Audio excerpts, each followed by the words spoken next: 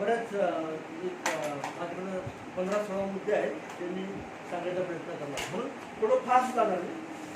पण माझी इच्छा आहे तुम्ही शक्य तेवढं लिहायचा पण प्रयत्न करा, ॲटलिस्ट नोट्स काढा, म्हणजे तुम्ही ऐका व्यवस्थित, तुम्हाला जेवढं समजून घेता तेवढं. नोट्स तुम्हाला दादा आहे ना व्हॉट्सअपवर पाठवतील नंतर, आणि त्या ऐकायचा प्रयत्न करा. पण जर तुम्ही लक्ष दिलं तर तुम्हाला त्याच्यावर काहीतरी ॲटलिस्ट समजा ऐकताना काही प्रश्न निर्माण झाला, असं काय सांगितलं आम्हाला, तर आपल्याला त्याच्यावर नंतर 10-1 मिनिटं तरी आपण आहे ना चर्चा करण्यात जातं. ते झालं तर आपल्याला चांगलं घरी तर तो मुद्दा लिहून ठेवा, म्हणजे आपल्याला त्याच्यावर नंतर आहे ना ऐकायला किंवा आपल्याला चर्चा करतो. बरं, एकदा एका सेवकाने असं म्हटलं, एका नवीन व्यक्तीला शिकवताना, नवीन व्यक्तीशी बोलताना कारण होण्याबद्दल. कारण आपल्याला कसं होतं, आपण कारण कसं होतं माणसाचं, कारणाचा अनुभव म्हणजे काय,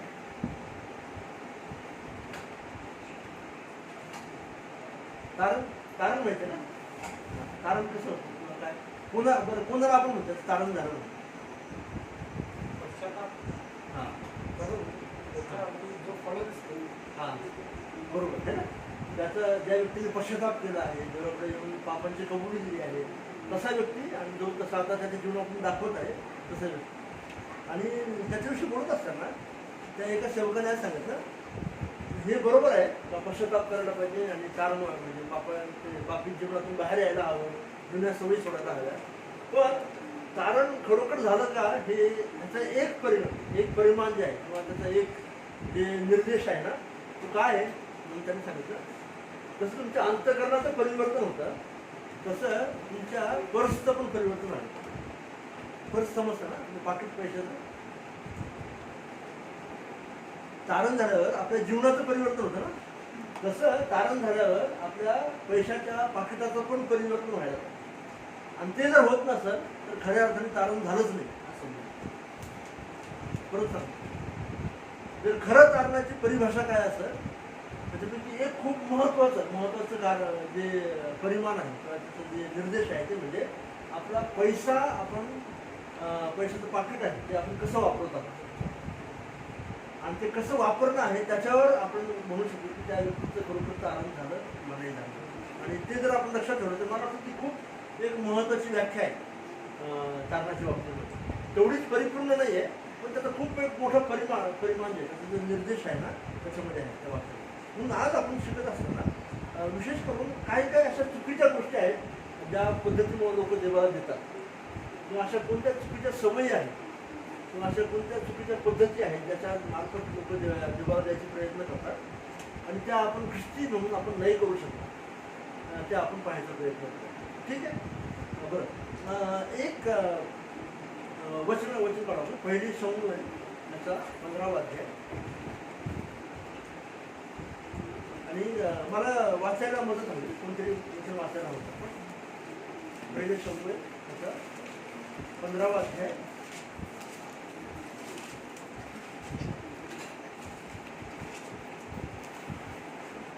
आणि त्या ठिकाणी 3ऱ्या वचनामध्ये देवाने शौलाला एक आज्ञा केली. तर आता जाऊन अमालेकास मार दे, त्याच्या सर्वस्वाच्या विध्वंस कर, त्याची गय करू नको. पुरुष, स्त्रिया, अर्भके त्यांनाही, बाळे, बैल, मेंढरे, उंट आणि गाढवे ह्या सर्वांचा संहार कर. बरोबर. आणि ह्या ठिकाणी देवाने शौलाला आज्ञा केली. शौल इस्रायलचा पहिला राजा आहे, आणि त्याला सांगितलं की शौला तुला एक गोष्ट करायची आहे. काय करायचं तर अमालेकी जे लोक आहेत ते फार दुष्ट लोक आहेत, फार क्रूर आणि दुष्ट असे लोक आहेत. तर देवाने सांगितलं की त्यांना जाऊन त्यांचा समाचार द्यायचं, काय करायचं त्यांना जिंकायचं. पण जिंकत असताना त्याला आज्ञा केली की तू त्यांचा सर्व जे सर्वस्व आहे त्याचा नाश करायचा, त्यांचे जनावरं वगैरे पण सर्व मारून टाकण्याचं. आणि ती आज्ञा शौलाला मिळाल्यावर शाऊल गेला, लढाई केली आणि सर्व जिंकलं. पण शौलाने काय केलं पुढे जाऊन ना, त्याने त्याच्यामधल्या चांगल्या गोष्टी आहेत त्याच्यानंतर 9वं वचन वाचा. तरी पण शौलाने व लोकांनी आगागाला जिवंत राखिले.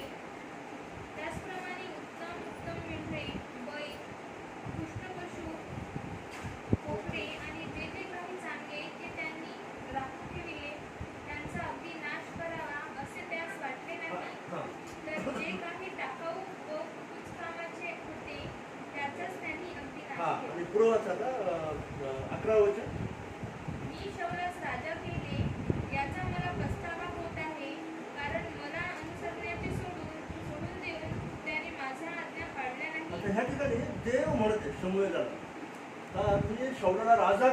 तसं मला काय होत आहे, पस्तावा होतो.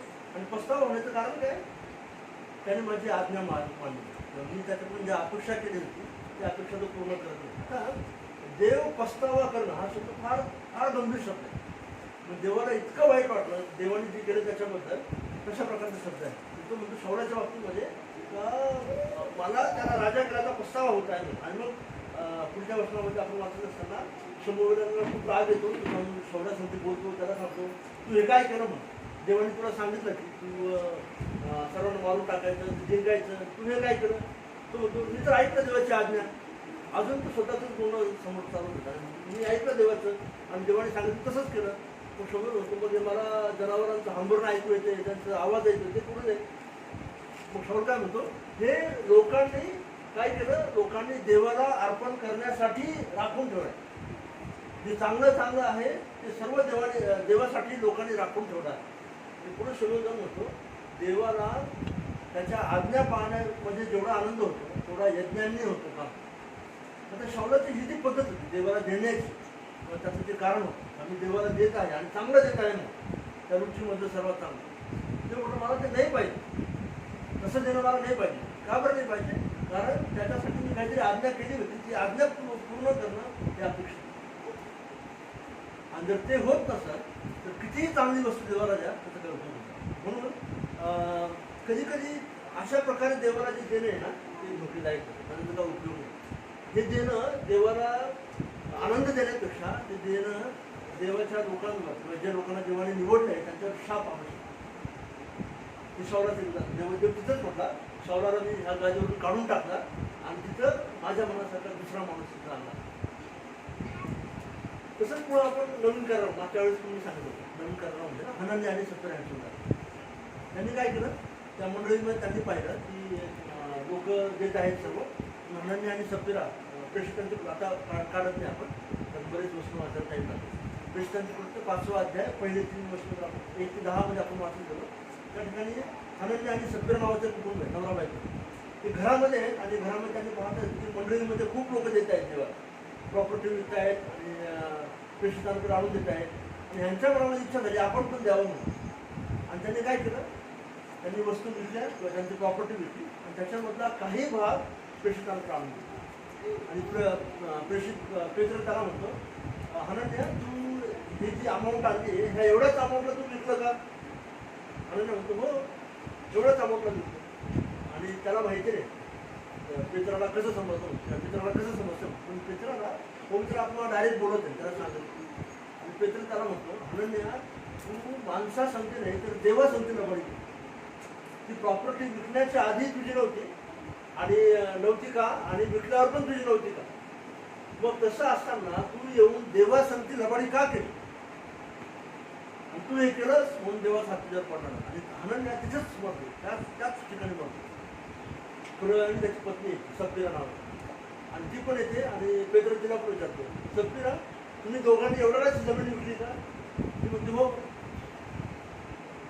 देव तिला पण तुझ्या नवऱ्याला ज्या लोकांनी पुरलं त्यांचे पाय अजून तिथे लागले पण नाही, आणि जे तुझ्या नवऱ्याच्या बाबतीत घडलं तेच तुझ्या बाबतीत होतं, ती पण लगेच मरते. आता ह्या लोकांना देण्याची इच्छा आहे, पण ज्या पद्धतीने देवाला देत आहे लबाडी करून खोटं बोलून किंवा आव्हान त्याचं देवासमोर काही अर्थ नाही. उलट देवाला देण्यामुळे ह्यांच्या जीवनामध्ये काय झालं, शाप आहे किंवा देवाचा फटका त्याच्या जीवनामध्ये. आणि कधी कधी अशा प्रकारे देवाला देण्याचा मोह बराचसा त्याच्यासाठी बरेच कारण असतात. आणि आपल्या जीवनामध्ये तसं होऊ नये म्हणून आपण काळजी घ्यायला. देवाकडून आशीर्वाद मिळण्याच्या ऐवजी कधी कधी शाप होऊ शकतो जर आपण चुकीच्या कामाची केली, ते आपण सावध राहिलं. ह्या दोघांनी शौलाने पण आणि हनन्या आणि सप्तरा ह्यांनी पण त्यांनी आशीर्वादासाठी दिला आहे. देवाकडून काहीतरी चांगलं होईल किंवा आम्हाला जीवनामध्ये आशीर्वाद मिळेल त्यापेक्षा दिला असेल, तरी त्यांच्या जीवनामध्ये नेमकं उलटं जातं. तसं आपल्या बाबतीत होऊ नये म्हणून आपण काळजी घ्यायला. बरं दुसरं ह्याच मुद्द्याला धरून कधी कधी लोकांपासून प्रशंसा मिळवायची म्हणून खूप इच्छा असते. जसं हनन्या आणि सप्तराचं म्हणून. का बरं द्यायचा उद्देश त्यांना, कारण मंडळीमध्ये खूप लोक वाहवा करतात, अरे वा त्यांनी दिलं त्यांनी दिलं त्यांनी दिलं आणि लोक कौतुक करत आहेत, मग आमचं पण नाव होईल. आणि आमचं पण जर नाव होईल तर मग आम्ही पण देऊ आणि त्यासाठी आम्हाला द्यायला पाहिजे म्हणून म्हणून आणि सप्ताला हे जाऊन देतात. त्याच 5व्या अध्याय प्रेषितांचे पुस्तक 5वा अध्याय त्याचा 4था अध्यायाची शेवटची जी वचन आहे ना, शेवटची 3 वचनं वाचा. प्रेषित 4था अध्याय आणि त्याची शेवटची 3 वचनं, 3 किंवा 4. तिथं कुप्र नावाचा एक माणूस, कुप्र बेटाचा एक माणूस हा 36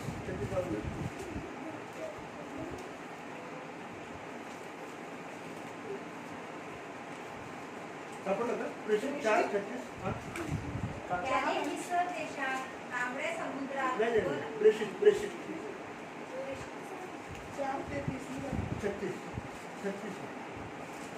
कुप्र बेटा हा जन्मलेला योसेफ नावाचा लेवी होता.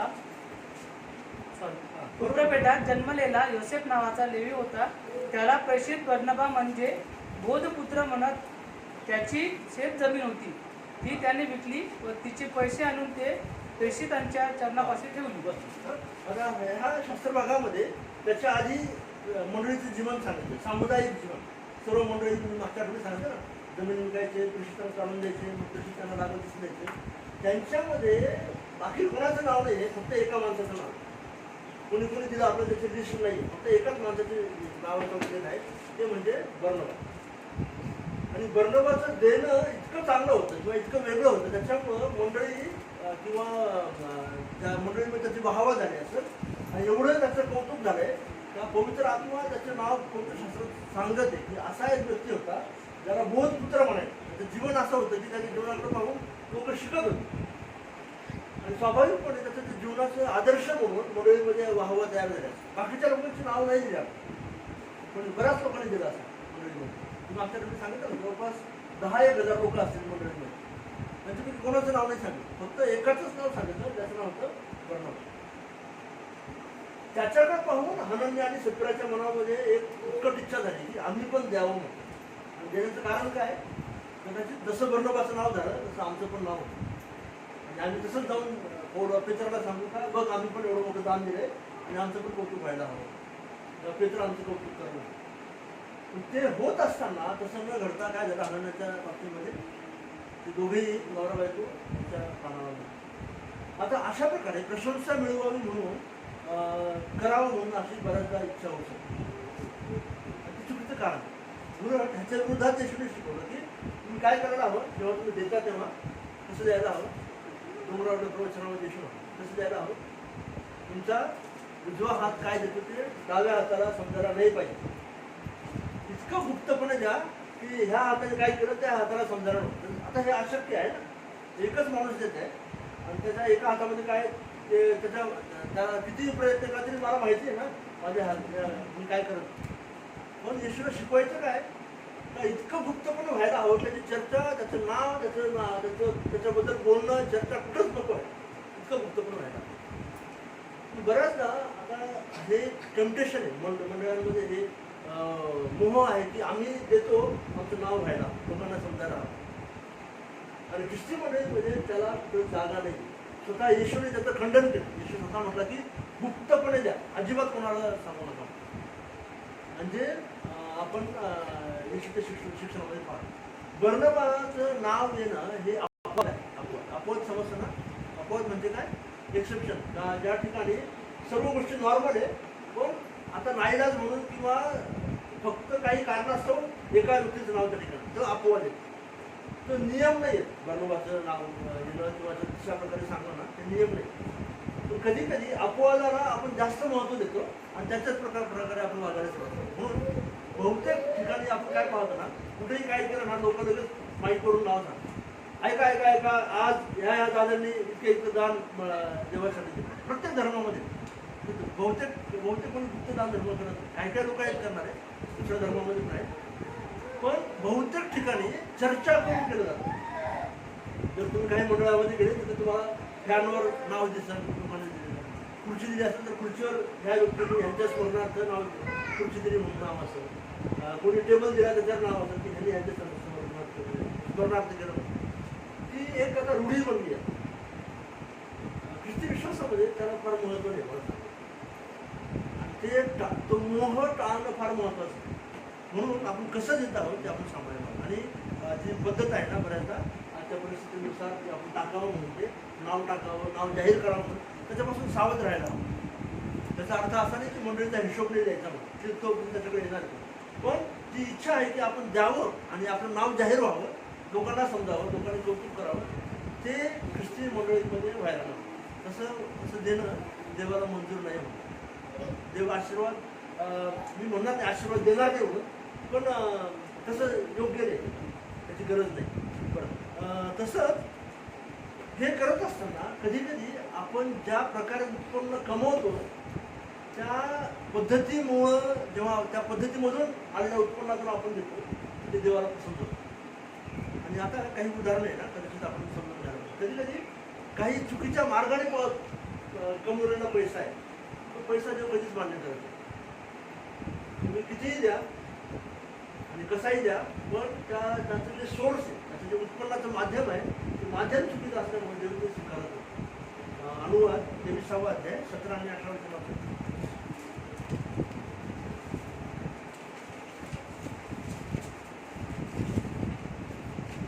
अनुवाद 23वा अध्याय 17 आणि 18.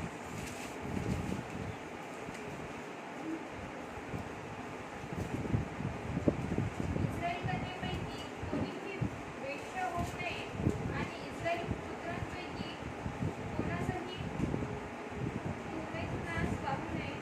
वेश्येच्या कमाईचा किंवा पुत्रांच्या प्राप्तीचा पैसा कोणताही नवस फेडण्यासाठी तू आपला देव परमेश्वर ह्याच्या घरात आणू नको, कारण ह्या दोघांचाही तुझा देव परमेश्वर ह्याला नीट आहे.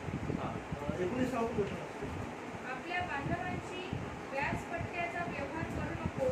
पैशावर व्याज, अन्न धान्यावर वाढ किंवा इतर कोणत्याही पदार्थावर वाढीघेडी करू नको. आता ह्या ठिकाणी जे विशेष करून तुम्ही पैसा कमवत असताना तुमचं जे माध्यम आहे पैसा कमवायचं ते काय असू नये म्हणून खास सूचना करतो. त्याने फार फार कडक शब्दात सांगायचं. विशेष करून देशा व्यवसाय कसा त्याच्यातून तुम्हाला पैसा मिळतोय, तुम्ही तो पैसा देवाच्या राज्यामध्ये आणला, भांडारामध्ये आणला, त्याचं बिल्ट आहे मला म्हणतात. तिथं जे शब्द वापरतो ना सेक्स, अनैतिक प्रकारे जो सेक्सचा बाजार आहे, कोणत्याही प्रकारे जेव्हा तुम्ही त्याच्यामध्ये इन्व्हॉल्व असाल तर तो पैसा मान्य करणारच नाही. ते दुसरं त्याच्या ठिकाणी कुमैथून म्हणजे सेक्स आपण म्हणतो. सध्या आपण जे गे आणि विवाहित करतो तशा माध्यमातून जर तुम्ही पैसा कमवत असाल ते मान्य होणार नाही. त्याच्या पुढे जाऊन सांगतो का आपल्या बांधवांसाठी, म्हणजे तुमचेच बांधव आहेत आणि इस्रायल लोकांना तुमचे बांधव आहेत, त्यांच्या देशातले लोक, त्यांच्यासाठी तुम्ही व्याजाचा व्यवहार नाही करायचा, सावकारी नाही करायची. त्यांना पैसे दिले गरज आहे म्हणून त्यांच्याकडून तुम्ही व्याज घेऊन जर पैसा कमवत असाल ते चालणार नाही. तसा पैसा देवाला मान्य होणार नाही. आणि अशा फक्त पैसा सांगितलं का व्याजपट्ट्याचा व्यवहार करू नको. पैशावर व्याज, अन्नधान्यावर वाढ किंवा इतर कोणत्याही पदार्थाची वाढीगिरी. कोणी आलं 5 किलो तांदूळ घेऊन जर तुमच्याकडून देताना मला 6 किलो द्यायचं, असं करून नाही चालणार. तर हे जे नियम आहेत ते इस्रायल लोकांचे नियम आहेत, ते युनिव्हर्सल नियम, फक्त इस्रायल लोकांसाठी असं नाही. तर देवाच्या लोकांमध्ये अशा प्रकारे पैसा कमवणं देवाला मान्य नाही. ते आपण पुढं पण देवाचे नियम त्याच्यामध्ये आपण शिकतो. म्हणून कशा माध्यमातून आपण पैसा कमवतो, तो कुठं साठवतो पैसा वाढवण्यासाठी. आता आजच्या काळामध्ये मंडळीमध्ये अशा प्रकारे कोणी करणार नाही, आपल्यामध्ये अशा प्रकारे कोणी करणार नाही, व्यवसाय करणारं किंवा अशा प्रकारचं कोणी आपल्याकडे नाही आहे. सावकारी बहुतेक मंडळामध्ये काही काही ठिकाणी आहे सावकारी करणार, पण बहुतेक मंडळामध्ये नाही. सावकारी असेल तर ते पण सावध राहा करत असाल. आणि विशेष करून तुम्ही पैसा कसा वाढवत आहात, पैसा कोणत्या माध्यमातून तुम्ही वाढवत आहात त्याच्यावर लक्ष द्या. जर ते आणि ते अनैतिक असं चुकीचं असं तर देव ते स्वीकारणार आणि ते सांभाळणार. ती गोष्ट आपण लक्षात घ्यावी. आणि मागच्या आठवड्यात मी शाबाताबद्दल भरपूर बोललो ना. तुम्ही पैसा कमवत आहे, पण पैसा कमवण्यासाठी तुम्ही देवाला विसरून घेतले, पैसाच कमवत आहे आणि त्याचा अर्पण तुम्ही देवाकडे घेऊन येत आहे. मी काम केलं एवढं, पण तुम्ही शाबाताचंच पालन नाही केलं, आपल्या भाषेत सुट्टीच घेतले. इतकं काम करत आहे आपल्या भाषेमध्ये ना, गजासारखे काम करत आहे. दिवस रात्र एक पण सुट्टी घेत नाही, तुम्ही कामच करताय आणि तसा पैसा त्याच्यात जाणार पण तुम्ही देवाकडे आणताय. म्हणजे मला त्या पैशाची गरज नाही ना, ऑलरेडी आपण मागच्या ठिकाणी पाहिजे ना, सगळी पृथ्वी आणि सगळं काही देवाचं आहे, तर आपल्या पैशाची गरज नाही का. आपण कधी कधी हा मोह आपल्याला येतो की मी काम करणार, मी पैसा कमवत आणि मग देवाला खुश करण्यासाठी मी काय करत, थोडंफार आपण त्याच्यामध्ये आणून टाकत, त्याच्याने देवाचं समाधान होतं. देवाला त्याच्याने समाधान होत नाही. चुकीच्या पद्धतीने कमवलेला कोणताही पैसा देव स्वीकारणार नाही. लक्षात घ्या. म्हणून आपण कसा पैसा कमवतो, कोणत्या माध्यमातून कमवतो ते आपण लक्षात ठेवतो. ह्याला जरूर अतिश्रम करणार. उदाहरणार्थ नीतिसूत्र 23वा अध्याय 4 आणि 5 बघा. नीतिसूत्र 23वा अध्याय, याच्याबद्दल तुम्ही काही उदाहरणं पण सांगू शकता. नीतिसूत्र 23वा अध्याय 4 आणि 5 धनवान होण्यासाठी धडपड करू नकोस. आपले चातुर्य एकीकडे ठेव. जे पाहता पाहता नाहीसे होते त्याकडे तू नजर लावलीस काय? कारण गगनात उडणाऱ्या गरुडासारखे पंख धन आपणास लावते. हा, धनवान होण्यासाठी काय म्हटलं, धडपड करू नको. आपले चातुर्य एकीकडे ठेव. फार हुशार बनू नको. मला फार समजतं, मला फार ज्ञान आहे म्हणून ना, आणि मग पैशासाठी कष्ट करतोच ते म्हणतो त्याचा काय उपयोग नाही, काही फायदा नाही त्याच्यात. आणि जर तू असं करत असेल तर लक्षात ठेव काय म्हटलं, कारण गगनात उडणाऱ्या गरुडासारखे पंख कोणाचे, पैसा कसा उडून जाईल तुम्हाला कळणार पण नाही. तुम्ही किती कमवा, पैसा खर्च व्हायची जर वेळ आली, एका दिवसामध्ये सगळा पैसा खर्च होऊ शकतो. खर्च म्हणजे असा काहीतरी खर्च नाही करता, एका दिवसामध्ये सगळं सगळं संपतं. किती कमवतो. म्हणून पैशासाठी अतिश्रम, फक्त पैसाच कमवायचा या उद्देशाने ते जर करत असाल तर ते धोके आहे. त्याच्याबद्दल आपण सांभाळायला. म्हणून इस्रायल लोकांसाठी जो शाबाताचा नियम होता तो फार फार महत्त्वाचा नियम. त्याच्यामध्ये तुम्ही देवाचे निर्मिती आहात म्हणून आणि देवाने तुम्हाला तयार केलं म्हणून तुम्ही तुमच्या शरीराची कशी काळजी घ्यायला.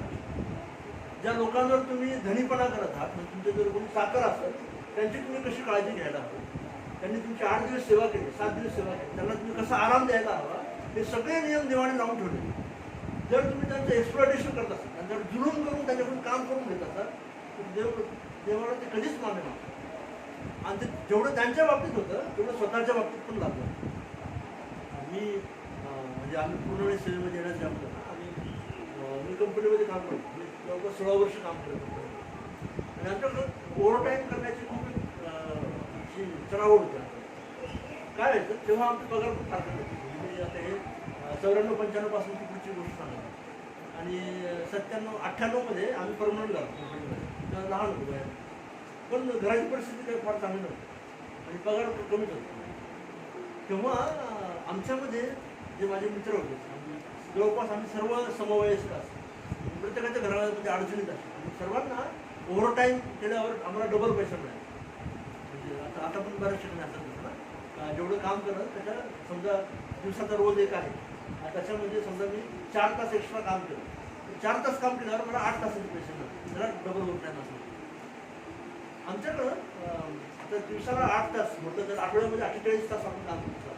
6 दिवसामध्ये 4 आठवड्यामध्ये किती झाले, साधारण 200 तास, 196 तास आपण काम करतो 4 आठवड्यात. आता हे रेग्युलर काम झालं आणि ते 4 आठवडे आपण काम करून 48 तासाप्रमाणे 48 तास काम करायचं आणि त्याच्यानंतर एक सुट्टी ती गव्हर्नमेंटने दिली सुट्टी, आपल्या कायद्याप्रमाणे एक सुट्टी घ्यायला पाहिजे असं नियम. आता कंपनीमध्ये जेव्हा प्रोडक्शनची वेळ असेल किंवा जेव्हा प्रोडक्शन टायमामध्ये द्यायचं आहे किंवा काही कारणास्तव जास्त प्रोडक्शन करायचं आहे, तेव्हा कंपनी काय करणार, अशा प्रकारचे प्रोडक्ट बनत देणार. तुम्ही डबल ओव्हरटाईम काम करा आणि डबल ओव्हरटाईम घ्या आणि ते काम करा. ते डबल ओव्हरटाईम झालं, दररोजचं काम झालं. त्याच्यावर समजा शनिवारी आहे, आम्हाला शनिवारी सुट्टी असेल. तिथं अमरावतीमध्ये कोणता दिवस शनिवारी? सोमवार आम्हाला शनिवार होतं. मग त्याच्यावर समजा आम्ही जर शनिवारी काम केलं तर शनिवारी आम्हाला टिबल मिळायचं, कारण आम्ही सुट्टीच्या दिवशी काम करतो. त्याच्यामुळं स्वाभाविकपणे काय जेवढा पगार होतो त्या पगारामध्ये भागत नाही. त्याच्यामुळे आपण प्रेशर पडत जायचं का आपण काय करावं, ओव्हरटाईम करावं आणि ओव्हरटाईम करून करून करून आपण जास्त पैसा. मग आमचे जे तरुण मित्र होते त्या तरुण मित्रांमध्ये ठरवून लागायचे ह्या महिन्यामध्ये कोण जास्त ओव्हरटाईम करणार, कोणाचं जास्त होतं. सुरुवातीला हळूहळू सुरू झालं, 10 तास 15 तास 20 तास असं होतं सुरू झाले. काही काही महिने लोक मुलांना समजायला लागलं तर आपण करू शकतो आपण अजून जास्त करू शकतो. आणि दर महिन्याला 100 तास कमीत कमी ओव्हरटाईम करणारी आमची बॅच होती. 100 तास कमी कल्पना करू शकतो किती एक्स्ट्रा काम करता येईल. तिथं 196 तास महिन्याभरात साधारण होते. तिथं दर महिन्याला 100 तास एक्स्ट्रा काम करून तो ओव्हरटाईम कमवायचा. प्लस शनिवारी सुट्टी घ्या, एक पण सुट्टी शनिवारची नाही घ्यायची. मी अक्षरशः सांगतो एक पण सुट्टी न घेता महिनोन महिने काम करणारे असे कितीतरी मुलं दररोज डबल ड्युटी करायची दररोज. म्हणजे आम्ही सकाळी 6:30ला ड्युटी सुरू व्हायची आणि 3 वाजता आमची पहिली शिफ्ट संपायची. 3 वाजता दुसरी शिफ्ट सुरू व्हायची, रात्री 11:30ला संपायची आणि नंतर नाईट सुरू व्हायची 11:30ला आणि सकाळी 6:30पर्यंत चालेल. आमच्याकडे असे लोक होते ते सकाळी 6:30ला आले तर दररोज 11:30ला जाणार, दुपारी 3 वाजता आले दुसऱ्या दिवशी सकाळी 6:30ला जाणार. असं दररोज चालेल दररोज. आणि पुन्हा शनिवारी पण काम करायचं. एक पण सुट्टी न घेता महिनोन महिने हे मुलं काम करतात. त्यावेळेस हे पाहत असताना आणि आमची पण परिस्थिती फार आहे. सुरुवातीला मी त्या ह्याच्यामध्ये ना पाहिजे पैसा वापरून सुरुवात केली. नंतर जाणवं लागलं का आपण काहीतरी चुकतं आणि आपण एक तर आपलं 10 आज्ञा लहानपणापासून शिकवल्या असतात ना, शाबासाचं पालन करायला पाहिजे. आणि ते जाणवायला लागलं का काहीतरी चुकतं आपण आचरणपणा करतो. एक दिवस मी प्रार्थनेमध्ये असताना देवाला कमी केलं, जेव्हा जेवढा पगार दिला आहे ना त्या पगारामध्येच माझं घर भागलं आणि मी इथून पुढं ओव्हरटाईम करणार नाही.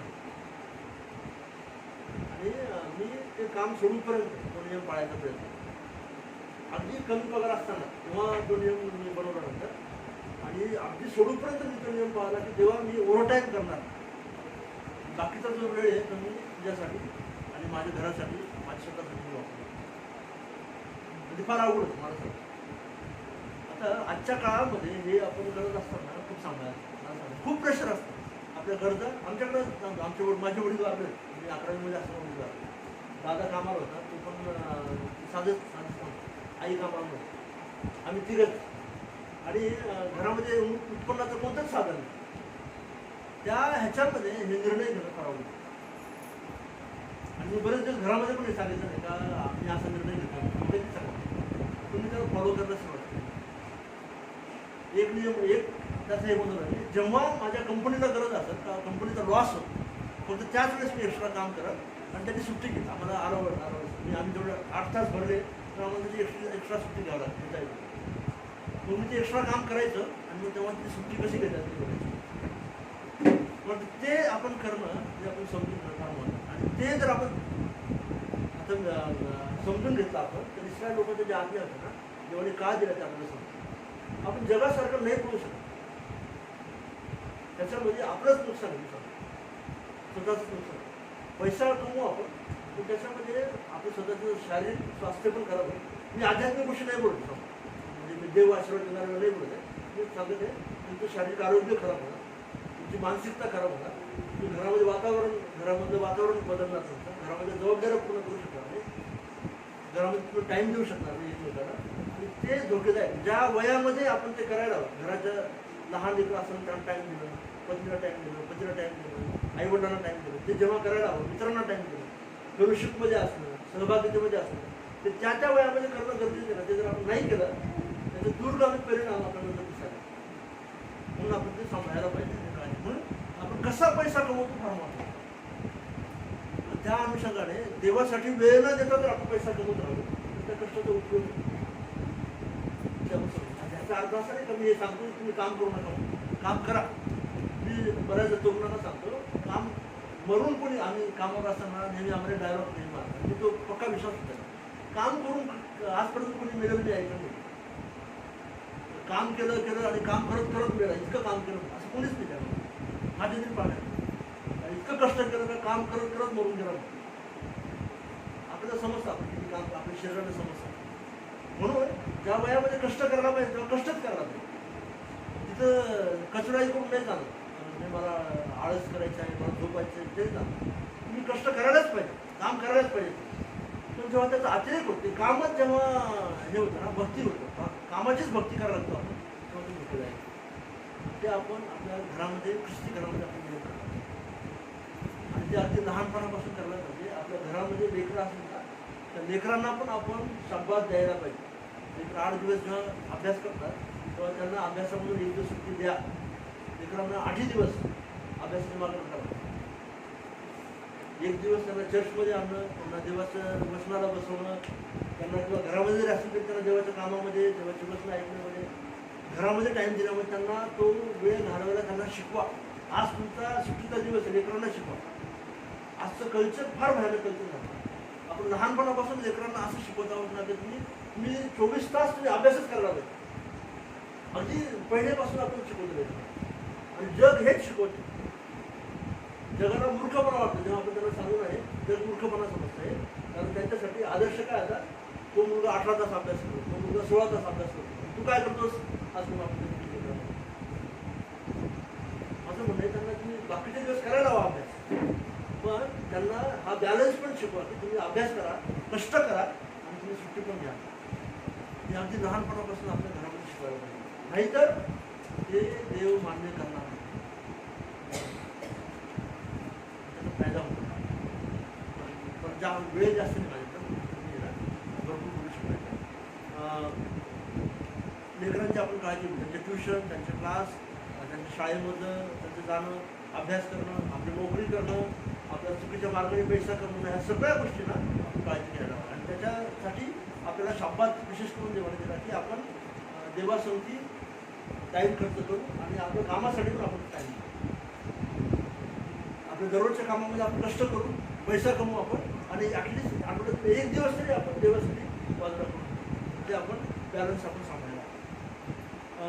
त्याचप्रकारे अप्रामाणिकपणे कमवलेला पैसा, तर पैसा तर कमवत आहे, पण जर अप्रामाणिकपणे कमवत असेल तर नीतिसूत्र 11वा अध्याय आणि नीतिसूत्र 11वा अध्याय पहिलं.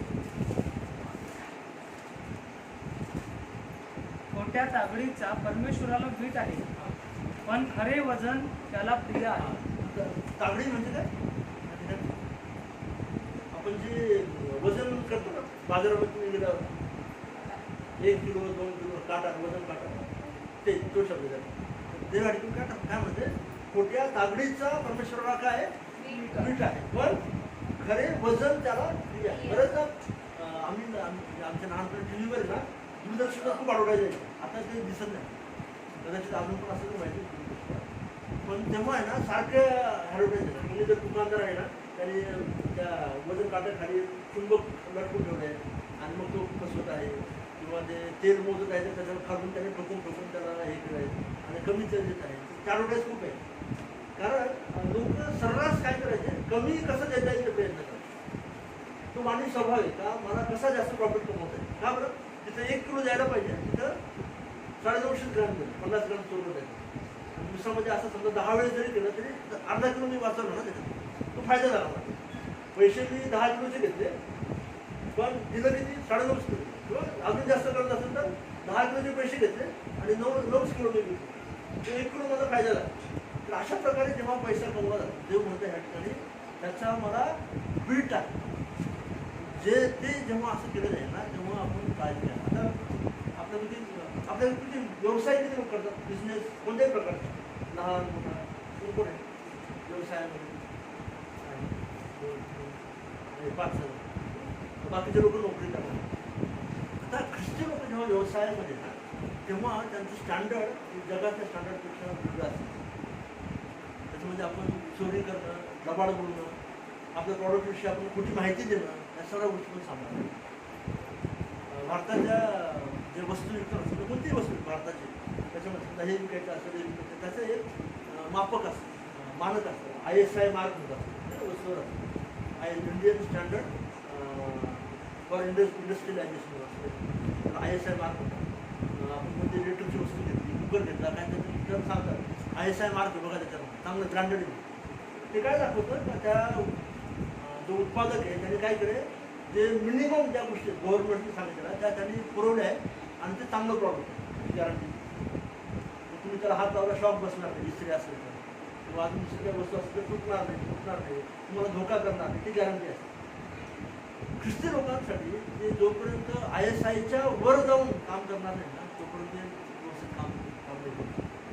कारण आपलं स्टँडर्ड म्हणजे देवाच्या स्टँडर्डप्रमाणे आपण काम करतो, आपण देवाच्या दर्जाप्रमाणे काम करतो, आपण लोकांसाठी काम नाही करत.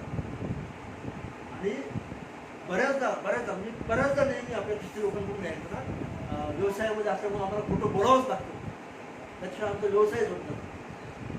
आणि ते मला चॅलेंज मला माहिती आहे, त्याच्यामध्ये ठिकाणी करत आहे, मी जसं सांगत कारण हे व्यावहारिकपणा जे आहे किंवा जगाचं जे मूल्यमापन आहे ते आपल्याला महान ते प्रेशर आपल्यावर नेहमी राहतं.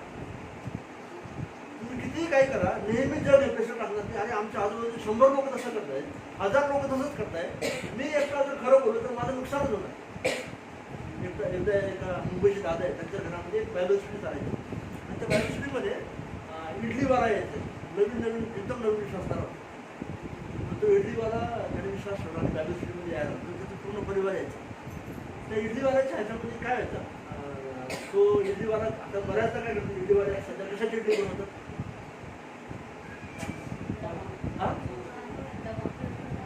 रवा जे लवकर इन्स्टंट इडलीची आहे ना त्या रव्याची बनवतात. जी प्रॉपर ट्रेडिशनल इडली ती कशाची आहे, तांदूळ त्यामध्ये उडीद डाळ हे सर्व टाकावं, ती महाग आहे आणि त्याला बनवण्यासाठी टाईम पण जास्त लागतो. मग पटकन काय होऊ शकतं, दररोज करायचं म्हणतात, रव्याची बनवायची आणि तीच लोकांना द्यायची नाही, तसंच करत असतात. आता ह्या माणसं जे असं बायोस्टी करतात ना, आपले तुम्ही ओळखता काय भाग्य राजदादा त्यांच्या घरामध्ये बायोस्टी मधला त्यांनी देवाचं वचन अभ्यास करत असताना त्या माणसाने त्याला काहीतरी कुठेतरी जाणवलं. तू म्हणतात मला प्रश्न विचारायचा आहे, मी इडल्या विकतो, देवाचं वचन सांगतो मी खोटं करू नका, तुम्ही चुकीचा व्यवहार नाही करणार. आणि मी इडल्या विकत असताना लोक मला विचारतात कधी इडली रव्याची का तांदळाची, आणि मी त्यांना सांगतो तांदळाची इडली म्हणजे चालेल का, काय वाटतं काय करतात. आता हे प्रश्न आहे ना व्यावहारिक प्रश्न आहे, त्याला आपण ख्रिस्ती उत्तर काय देऊ शकतो ना त्यावरून. जर आपण बाकीच्या 1000 लोकांचा विचार केला तर प्रत्येक जण तेच सांगतो, सगळेजण रव्याची इडली विकत आहेत तर ते सांगतात की ते तांदळाची विकतात आणि ते तांदळाचे पैसे किंवा ते हे करून त्याच्यावर पैसा कमवत आहेत. म्हणजे ख्रिस्ती म्हणून जर करत असाल तर मला ते करणं शक्य आहे. ते हे नीतिसूत्र 11वा अध्याय पहिल्याचं कुठल्या तांबडीचा परमेश्वराला विटा. मी माझ्या प्रॉडक्टबद्दल खोटी माहिती देऊन फसवून विकू शकत नाही, त्याच्यावर मी पैसा नाही कमवू शकतो. त्याच्याबद्दल काय करणार आहोत, प्रामाणिकपणाने आणि खरं बोलून माझा व्यवसाय करावा. आणि मी प्रार्थना करायला हवी जेव्हा मी असं करत आहे, माझं असंच क्वालिटी आहे आणि मी हेच सांगत आहे लोकांना, जी विकतो तेच सांगत आहे, तू ह्याच्यावर आशीर्वाद. आणि मी चॅलेंज करतो, देवाने जर तुम्हाला आशीर्वाद नाही दिला तर मला सांगतो, देव आपल्याला आशीर्वाद दिल्याशिवाय राहणारच नाही, कारण मी त्याचं वचन याकडून त्या अपेक्षा. म्हणून ही कोणत्याही प्रकारे जेव्हा आपण चुकीच्या पद्धतीने अनैतिक प्रकारे जेव्हा आपण पैसा कमवतो त्याच्यामध्ये आपण सांभाळायला हवं. म्हणून खोटी माहिती, खोटी आश्वासनं, खोटे प्रॉमिसेस, असं करा इतका तुम्हाला प्रॉफिट होईल, हे होईल, हे सगळं आपण सांभाळायला हवं. दुसऱ्या प्रकारे साठेबाजार आहे, वचनशास्त्रामध्ये वचन आहे 11वा अध्याय 26वा वचन ना नीतिसूत्र त्याचा अध्यायाचं 26वा वचन वाचन. म्हणजे ह्याच्याबद्दल तुमचं मत बघा काय काय. जो धान्य अडकवून ठेवतो त्याला लोक शाप देतात, हां जो ते विकितो त्याला त्याच्या मस्तकी आशीर्वाद येईल. हां हे कशा संदर्भात वचन, जो धान्य अडवून ठेवतो. तुम्ही अनुभवला असेल त्याचा अनुभव घेतो, नेहमी घेतो आपण अनुभव, नेहमी घेतो. का बरं कांद्याचे भाव एकदम वाढतात, 20 रुपयाचा कांदा एकदम 100 रुपये 150 रुपये पर्यंत जातो. टमाटा 10 रुपये 15 रुपये मिळत असताना डायरेक्ट 80 रुपये 100 रुपये व्हायला. का बरं, ते साठेबाजार आहे. ह्याच्यासाठी का मला पुढच्या भविष्यामध्ये जास्त प्रॉफिट कमवायचा, आज मी काय करत आहे ते बाजूला करत आहे आणि त्याचं प्रॉफिट भविष्यामधल्या फायद्यासाठी मी आज अनैतिक प्रकारे जे पैसे कमवायचे ते आपल्याला ख्रिस्ती लोकांना ख्रिस्ती लोक म्हणून आपण ते करू शकतो. ही जगाची पद्धत आहे काम करत. जग असंच काम करतं. आपल्याला चॅलेंज आहे ख्रिस्ती म्हणून मी याच्यामध्ये कसं व्यवहार आहे. का बरं धोकेदायक आहे? बरं प्रॉफिटचा भाग वेगळा ठेवला हे चुकीचं का बरं? धोकेदायक काय ह्याच्यासाठी चुकीचं आहे कारण मी तसं केल्यामुळे काय होणार असे कितीतरी गरीब लोक आहेत जे ते अन्न खाऊ शकतात.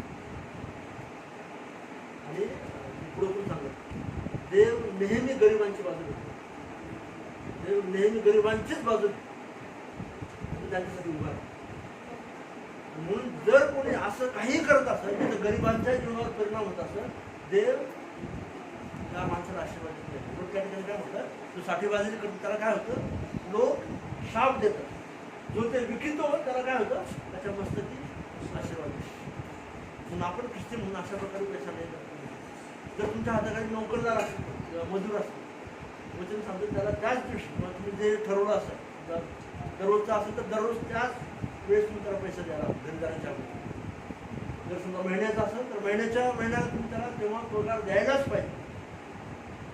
बऱ्याचदा आपल्याकडे असं होतं ते थांब अजून 2 दिवस अजून माझ्याकडे पैसे यायचे मी वाट पाहतो कोणतरी घेऊन आले असं म्हणून बऱ्याचदा कळालं. कधी कधी खरं पण असेल त्या माणसाचं मालकाचं असू शकतं.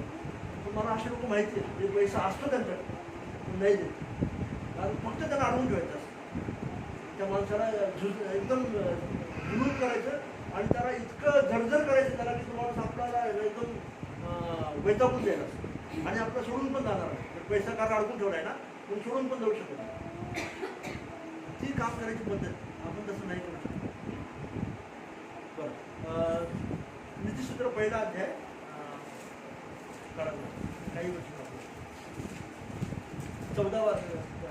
10वं वचन बघा. पहिला अध्याय 10वं वचन.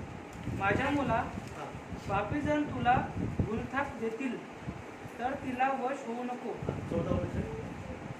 तू आमचा भागीदार हो. आपण सर्व एकच पिशवी बाळगू. 15. तर माझ्या मुला त्यांच्या मार्गाने तू जाऊ नको. त्यांच्या वाटेत आपले पाऊल पडू देऊ नको. 19. धनाचा लोभ धरणाऱ्या सर्वांची गती अशीच आहे. ती आपल्या मालकांचा जीव घेते. आता तुम्ही कोणासोबत भागीदारी करत आहात पार्टनरशिप कोणासोबत करत त्या ठिकाणी तो म्हणतो आपण काय करू आपण एकत्र काम करू. या ठिकाणी विशेष करून कोणाला तरी धोका देण्यासाठी ते प्लॅन करतो. आणि तो म्हणतो आपण एकत्रच काम करू त्याला फसवू आपण दोघं एकच पिशवी बाळगू. आपल्या दोघांचं जे प्रॉफिट आहे इन्कम आहे आपण एकत्रच ठेवू. त्याच्यातून तुझं पण ते माझं पण ते जे माझे जो मेरा आहे वो तेरा आहे जो तेरा आहे वो मेरा आहे. जो प्रॉफिट आहे तो सगळा एकच आहे. तिथं म्हटलं काय 19वं वचन. धनाचा लोभ धरणाऱ्या सर्वांची गती त्याच्या आधीच्या वर्षानुसार काय गती जाते सांगितलं ते आपल्या मालकाचा जीव घेतो. आपण कोणासोबत भागीदारी करतो पार्टनरशिप आपण कोणासोबत करतो सांभाळायचं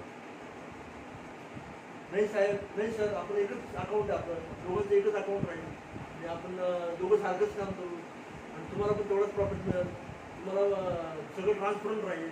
पण त्या माणसाचं कॅरेक्टर जर बरोबर नसेल तर मला जर योग्य नसेल तर खूप पस्तावा. आणि तशा प्रकारे पैसा कमवायचा देवाचं जर देणं बाजूला तर तुमचं स्वतःचं सुद्धा खूप मोठं नुकसान होतं. त्याच्यामुळे देवाच्या वचनामध्ये आपल्याला फार सूचना केली आहे. अजून एक जी पद्धत आहे पैसा कमवण्याची झटपट पैसा कमवून श्रीमंत होण्याचा आमिषला इन्स्टंट पैसा एका रात्रीमध्ये करोडपती आणि त्यासाठी प्रयत्न करतो. आता हा मोह फार भयानक आहे. बऱ्याचदा अशा प्रकारे आपल्याला ट्रॅप केलं जाईल अशा प्रकारे कन्व्हिन्स केलं जाईल नाही होऊच शकतं. बघा हा झाला तो झाला तो झाला तो झाला. आणि त्यासाठी मग अनैतिक प्रकारे काही माध्यमं बनवली जातात. अशी बरीच उदाहरणार्थ लॉटरी काय 10 करोड लोक घेतली 10,000 रुपयाची लॉटरी तेव्हा त्याच्यावर एकाला सांगतो आम्ही 1 करोड 35 लोक त्यांनी किती लोकांना विकलंय 10 करोड लोकांना विकलंय. आणि तो एक व्यक्ती एका रात्रीमध्ये करोडपती होईल त्याला आश्वासन. जुगार सट्टेबाजारी, सट्टा लावणं, मटका, इथं मटकाला काही वेगळा शब्द त्याच्यामुळे काहीतरी ब्रिज का काहीतरी म्हणतात. असे बरेच प्रकार आहे जे लोक ना करतात, सर्रास करतात. आणि ते किती किस्से लोक करतात. आमच्या ओळखीचे अंकल त्यांनी स्वतःचं लॉटरीचं दुकान विश्वासणारे म्हणायचे स्वतःला ते. आणि पक्के विश्वासणारे म्हणा. आणि तिथं लॉटरीला येणारा विकत घेणाऱ्या माणसाला पण सोडतो सांगा असे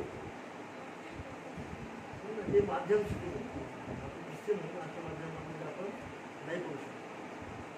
कोणत्याही प्रकारे तिथं तुम्हाला असं एका रात्रीतून कोणतरी श्रीमंत होण्याचं सांगायला सावधान धोकेदायक. ते देवाच्या वचनाच्या विरोधातच आहे. देवाचं वचन सांगतो तुम्ही कष्ट करा, पैसा करा, प्रामाणिकपणे करा. ते झटपट पैसा कमवण्याचं जे आमिष आहे ना ते लोकांना त्यांच्या स्वतःच्या जीवनात पण बुडवतं. पण ते स्वतः जरी नाही बुडले तरी ते त्यांच्या मागं हजारो लोकांना कर्जबाजारी करतात, त्यांना गरीब करतात आणि मग स्वतःचे बुडतात.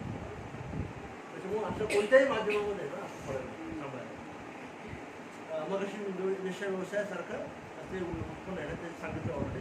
त्याच्यावर आता बोलतात. दुसरं आता हे बघा स्तोत्र 26, 10 आणि 11. स्तोत्र 26, 10 ते 11. दावीद राजा स्तोत्र लिहित आहे. त्याचे हात उपद्रवाने भरलेले आहेत, त्यांचा उजवा हात दुचकतीने भरलेला आहे. मी तर सात्विकपणे वागेन, माझा उद्धार कर, माझ्यावर दया कर. दावीद राजा देवाला प्रार्थना करतो आणि तू सांगत प्रार्थना करत असताना देवाचे दुर्जन लोक आहेत ते कसे आहेत आणि कसे आहेत त्याचं एक उदाहरण तू सांगतो. ते काय आहे, त्यांचे हात उपद्रवाने भरले आहेत, त्यांचा उजवा हात लाच दुष्पतींनी भरलेला आहे. आता आपल्या समाजामध्ये किंवा ज्या संस्कृतीमध्ये आपण म्हणतो आपली जी सामाजिक जडणघडण आता सध्याची आहे त्याच्यामध्ये लाच देणं हे अगदी सर्वमान्य गोष्ट आहे. आणि जो देत नाही तो मूर्ख आहे, कारण त्याचं काम होणार. काम जर करून घ्यायचं असेल तर लाच दिल्याशिवाय काम होणारच नाही हा नियम म्हणजे. आणि त्या समाज व्यवस्थेमध्ये जर आपण जगत असतो तर मग आपण वेगळं कसं असतो. आणि त्याच्यामध्ये चूक आहे. त्या ठिकाणी दावीद राजा जे लाच दुष्पतीमध्ये इन्व्हॉल्व आहे त्या लोकांना म्हणते की तुम्ही काय आहात, दुर्जन आहात. पुन्हा मी सांगा का बरं दुर्जन आहे? लाच देण्याने काय घडतं? काय प्रॉब्लेम लाच देण्यामध्ये देण्याने? माझं काम होतं ना, काय प्रॉब्लेम? चुकीचं काय नाही. तुम्हाला काय वाटतं?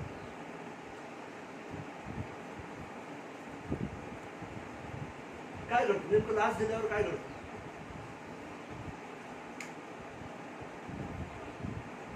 आपलं काम लवकर होतं आहे ना, पटकन काम कधी कधी होत नाही. आपण पण स्वतः प्रश्न पण त्याच्यापेक्षा पण मोठा प्रश्न आहे लाच. आता लाच का बरं देत आहे किंवा का बरं देत आहे?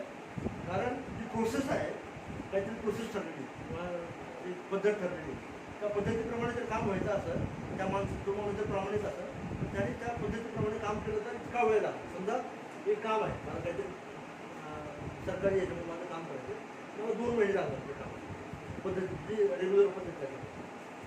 आणि जर मला ते 2 महिने मला वेळ नाही द्यायचा आहे, मला वाटतं की फार वेळ होतो, मला माझं काम लवकर करून द्यायचं. त्यासाठी तो अधिकारी आहे किंवा तो तुम्ही मधला व्यक्ती काय म्हणतो, मला द्या एवढे द्या मला, तुम्ही काय करतो उद्या करतो 2 दिवसामध्ये करून देतो. त्याच्यामध्ये मला वाटतं की माझा फायदा आहे. पण तो माझा फायदा पाहत असताना तुम्ही काय करत आहे, माझ्यासोबत जे बाकीचे 2 महिने काम त्या लाईनमध्ये असणारे लोक आहेत त्या सगळ्यांवर अन्याय होतो. आणि त्यांना पण हे नियम बनून जातं जोपर्यंत तुम्ही त्या माणसाला पैसे देणार नाही तोपर्यंत तुमचं पण काम होत नाही. मग त्यांचे 2 महिने न राहतात, त्यांचे 2 महिने 2 ते 3 होतात, 6 होतात, वर्ष होतात, त्यांची वाढ होते. लाचीचा हा प्रॉब्लेम. लाचीमुळं नेहमी फक्त गरीब लोकच अडकतात, कारण ते लाच देऊ शकतात. तुम्ही आणि मी कदाचित देऊ शकतो, अफोर्ड करू शकतो, लाच देऊन माझं काम करू शकतो.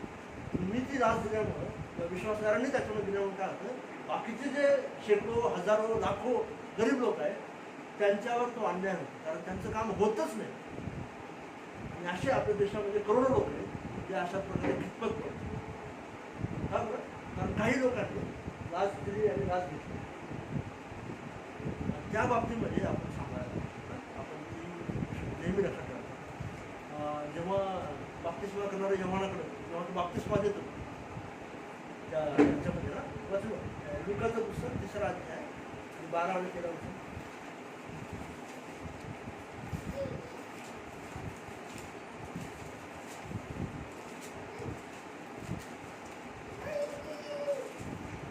मग जकातदाराने बप्तिस्मा घ्यावयास आले व त्याला म्हणाले, गुरुजी, आम्ही काय करावे? त्याने त्यास म्हटले, तुम्हाला जे नेमून दिले आहे त्याहून अधिक काही घेऊ नका.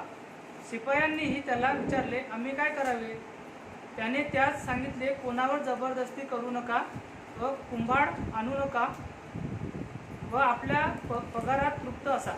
तर आपल्या पगारात त्याच्या आधीच्या वर्षामध्ये ना 10 मध्ये उलट सांगतो ऑर्डर त्यांनी सांगितलं की त्याच्याजवळ 2 अंगरखे आहेत त्याने काय करा, एक दुसरा गरीबाला देऊन टाका.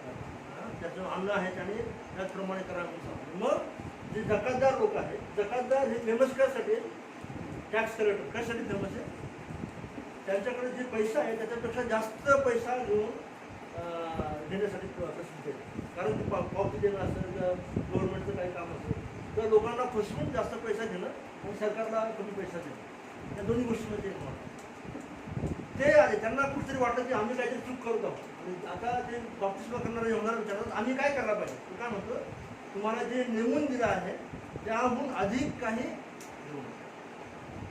आणि शिपाई, आता हे रोमन शिपाई, यहुदी शिपाई, ते पण विचारतात आम्ही काय करायला पाहिजे? त्यांना काय म्हणतो, कोणावर जबरदस्ती करू नका, कुभांड करू नका आणि आपापल्या पगारामध्ये काय करा, जेवढं आहे त्याच्यामध्ये तृप्त असतो. जेव्हा त्याच्यापेक्षा जास्त मिळवायची अपेक्षा आहे तेव्हा माणूस काय करणार, आपोआप काहीतरी आणि त्यांनी पैसा कमवायचा प्रयत्न करतो. स्वतःचं घर त्याच्यावर तयार करण्याचा प्रयत्न करतो. आता आपला टाईम नाही, म्हणजे समजा कधी आपण आमुष्य पुस्तकाचा अभ्यास केला त्याच्यामध्ये एक आरोप इस्रायल लोकांवर आहे ना, तो हा आरोप की तुम्ही गरिबांवर लुटून तुमची घरं बांधताय. आणि तुम्ही गरिबांना लुटलंय तुम्ही आणि काय करता तुम्ही, तुमचं घर इथं एक हिवाळ्याचं घर आणि तिकडे एक उन्हाळ्याचं घर, असे 2 घर तुम्ही बांधता. कुठून आला पैसा? गरिबांना लुटून. देव त्याच्याबद्दल इस्रायल लोकांना शिक्षा करायची. मूर्तीपूजा वगैरे तर वेगळंच त्यासाठी नाही, पण तुम्ही गरिबांना लुटताय म्हणून देव त्यांनी शिक्षा करतो. म्हणून बायबलच्या देवाला एक जे खूप पॉप्युलर नाव आहे ना, त्याला गरिबांचा देव म्हणतात. शास्त्रामध्ये देवाचे जे दुसरं एक खूप पॉप्युलर नाव आहे ना, त्याला गरिबांचा देव म्हणून त्याची ओळख. कारण हा देव गरिबांच्या बाजूने उभा राहतो, गरिबांची ओरड आहे, गरिबांच्या प्रार्थना आहे, त्यांच्याबद्दल तो झाडा घेतो, त्यांच्याबद्दल तो न्याय करतो, शिक्षा करतो. त्याच्यामुळे आपण अशा प्रकारच्या उत्पन्नासाठी आपण सामावून राहिलो. म्हणून जेव्हा जक्कयाचं तारण होतं तेव्हा काय होतं, जक्कय झाडावर बसलेलं आहे आणि त्याला माहिती येशू ख्रिस्त जाणार 2 झाडावर बसतो उंबराच्या आणि पाहतो की मला कसं तरी येशूला पाहत आहे. आणि येशू येतो आणि त्याच्याकडे झाडाखाली उभा राहतो, म्हणतो की जक्कया मला तुझ्या घरी यायचं नाही. जक्कय येतो, त्याला घरी घेऊन जातो आणि जक्कय खूप खुश. पहिली गोष्ट जक्कय काय करतो, येशूने काही शिकवलं नाही. प्रभूजी माझ्याकडे हे सर्व जे संपत्ती त्याच्यामध्ये मी काय करतो, अर्ध द्रव्य मी काय करतो, गरिबांना देऊन टाकतो. आणि जे जर कोणाकडून काही जास्त घेतला असेल तर त्याचे 4पट त्याला मी परत करणार. का बरं? कारण जक्कयाला बायबलच्या देवाने दिलेले नियम त्याला माहिती की जर गरिबांना लुटला असेल तर त्याचा देव किती मोठा झडका घेऊ शकतो, झाडा घेऊ शकतो त्याला माहिती. आणि तो त्याला घाबरलाय. आणि जेव्हा येशू सोबत आहे तर त्याला ती, आता मी येशू सोबत असल्यामुळे मला भीती नाही की देव माझा न्याय करेल म्हणून, ती भीती निघून गेली आहे. तो पहिला परिवर्तन त्याच्यामध्ये काय होतं, तो हे म्हणत नाही, प्रभू माझ्या बापांची क्षमा कर आणि मला मी फार चुकलो, मी आता रडतो, ते करत नाही. तो काय करताय, मी ज्या मार्गाने पैसा चुकीचा कमवला आहे ते मार्ग मी बंद करत आणि जे पण मी चुकीचं घेतलं आहे त्याची भरपाई मी करतो.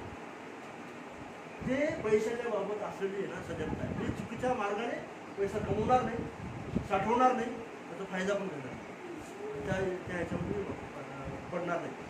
नीतिसूत्र 19 आणि 17 वर्ष हे वचन अजून जास्त आपल्याला स्पष्टता देईल. नीतिसूत्र 19 आणि 17.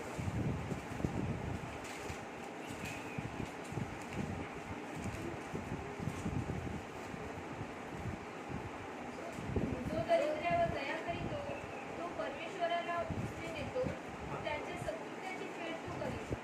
जो गरीबावर काय करतो, दया. दया करतो, तो काय करतो, काय करतो, परमेश्वराला उसने देतो. परमेश्वराला उसनं देतो. उसनं दिलेल्या गोष्टी काय करावं लागतील? वापस द्यावं लागतं है ना. उसनं घेतलं म्हणजे काय परत करावं लागतं. आता हे वचन आहे ना महत्वाचं. कारण ह्या ठिकाणी देवाला देणं म्हणजे काय देणं आहे? कोणाला देणं आहे? ह्या ठिकाणी देवाला देणं म्हणजे कोणाला देणं? गरिबांना देणं होतं. आणि तुम्ही गरिबाला द्या आणि त्याचं फळ देव तुम्हाला रिटर्न देईल ते सांगा. बऱ्याचदा आपल्या ख्रिस्ती शिक्षणामध्ये काय झालं ना, या वचनांना फेरफार करून ना फक्त त्याचा सोयीस्कर भाग निवडतात आणि मग तुम्ही देवाला द्या आणि देव तुम्हाला अजून आशीर्वादित करणार, अजून आशीर्वादित करणार अशा प्रकारे शिकवतात. तसा इथे पुढे सौंदर्य पण आहे. मला या ठिकाणी देव गरिबांची काळजी करते आणि तुम्ही जबाबदार व्यक्ती म्हणून त्या गरिबांकडे लक्ष कसं दिलं तर मी तुम्हाला कसं आशीर्वादित करत त्याच्याबद्दल तरी सांगतो. कधी कधी आपण ते विसरून जातो. आपण म्हणजे एक काय म्हणू आपण त्याला धर्माचा बाजार सर्वकडे सर्व धर्मामध्ये देवाच्या नावाने लोकांनी मोठमोठे दुकानं उघडले. त्याच्यामध्ये मग लोकांची अपेक्षा आहे की लोकांनी त्याच्यामध्ये टाकावं आणि त्या देवाच्या नावाने मग लोक काय काय प्रॉपर्टी करतील, मंदिरं मोठे बांधतील, चर्च मोठे बांधतील, अजून वाढवत राहतील, मोठमोठ्या वस्तू घेतील आणि मग सांगतील की बघा देवाला आम्ही एवढं दिलं. देवाला त्याची अपेक्षाच नाही. त्याची अपेक्षा फार वेगळी आहे. त्या ह्याच्याने आपण सावध आहे. बरं, अजून एक जी गोष्ट ना आपण चुकीच्या मार्गाने कमवू शकतो पैसा, ते म्हणजे दुसऱ्यांचं नुकसान करून स्वतःचा फायदा करतो. मग एक प्रकार मी सांगितला जेव्हा आपण जुगार किंवा लाच करत असतो अशामध्ये आपण करतो. अजून काही पद्धती उदाहरणार्थ दुसरे शब्द 24 आणि 24 मध्ये बघा एक उदाहरण. दुसरं शब्द 24 आणि 24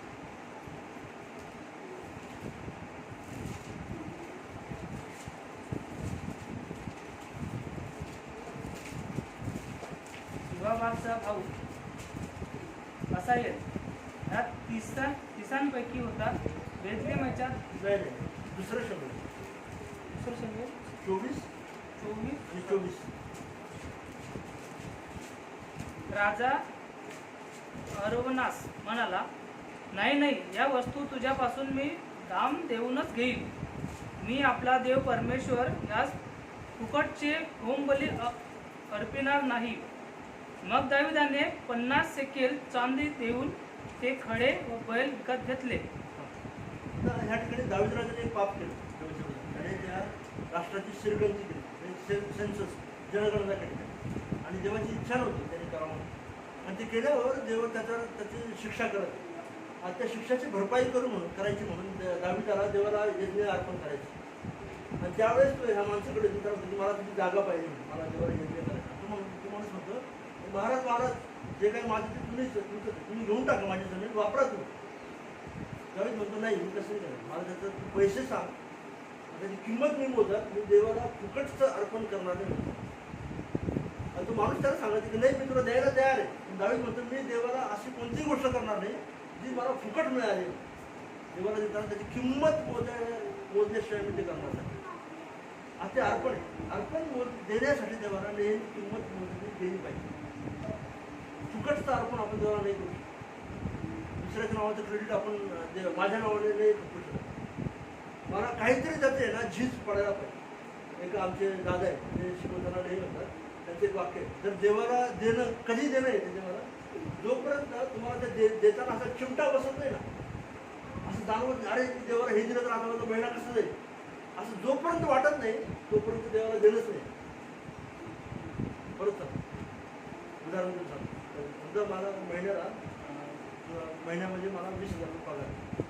आता 20,000 मध्ये 20 रुपये जर मी देवाला द्यायचे म्हटलं मला काय वाटणार नाही, सहज रुपये 20 रुपये म्हणा 200 रुपये द्यायचं म्हटलं तरी ठीक आहे, मला काय वाटतं.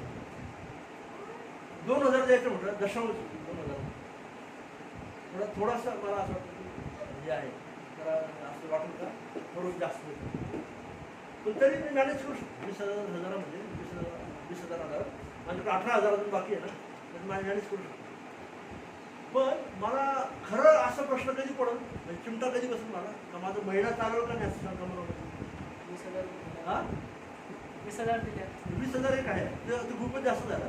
पण या 20,000 मध्ये अशी कोणती अमाऊंट जी दिल्यावर मला खरोखर माझ्या घरामध्ये अडचण तयार आहे. आता आपल्या प्रत्येकाची अवस्था वेगवेगळी आहे, खर्च करायची पद्धत वेगळी, पण 10,000 दिले तर देवाला 20,000 15,000 दिले तर माझं मिळणं कसं जाईल, तो प्रश्न आहे ना. तर मी अशी अमाऊंट देवाला देणं की जेव्हा मी खरोखर देवावर अवलंबून राहायला भाग पडत ना, तसं जेव्हा मला वाटेल ते खरं देवाला देणं आहे. तिथं मला झीज माझी व्हायला तर ते देवाला देणं आहे. तर ते ह्या ठिकाणी दाविद राजा म्हणतो की मी फुकटचं देवाला देणार नाही. आणि ते करत असताना म्हणजे फुकटचं देणं म्हणजे काय, त्या समोरच्या माणसाचं नुकसान होणार आणि मी ते माझ्या नावाने खपवणार, तसं अर्पण देवाला नाही करणार. मग ती कोणत्याही बाबतीमध्ये असते. कोणती गोष्ट कुठं मिळते आणि कोणी काहीतरी करतंय, त्या दादाने केलं, त्या अक्काने केलं आणि आम्हाला त्याचा फायदा होतोय आणि आम्ही त्याचा फायदा घेतोय आणि आम्ही देवाला धन्यवाद देतो. प्रेज लॉर्ड, देवा आम्हाला मिळालं ते आभार मानतो. हां, कधी काही लोक ना लॉटरीमध्ये पैसा मिळाला, धन्यवाद देवाला आम्हाला लॉटरीचा पैसा मिळाला, प्रेज लॉर्ड आणि मिळाला नाही का.